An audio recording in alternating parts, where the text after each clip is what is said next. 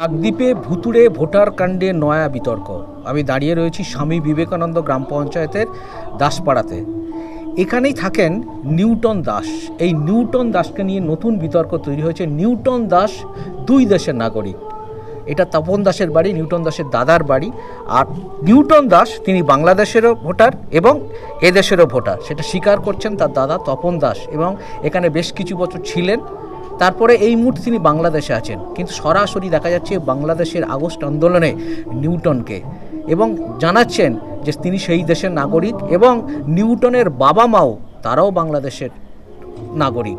প্রশ্ন উঠছে, একজন ব্যক্তি তার দুই দেশের নাগরিকত্ব কী করে থাকতে পারে, এবং আগস্ট আন্দোলনের মতো এরকম একটা আন্দোলনে সরাসরি এই রাজ্যের একজন নাগরিক, তার এখানেও যেহেতু ভোটার কার্ড রয়েছে, সেখানে কীভাবে অংশগ্রহণ করতে পারেন। সমস্ত বিষয় নিয়ে রীতিমতো চাঞ্চল্য ছড়িয়েছে প্রশাসনের মধ্যে। গৌতম মণ্ডল, এবিপি আনন্দ, দক্ষিণ 24 পরগনা।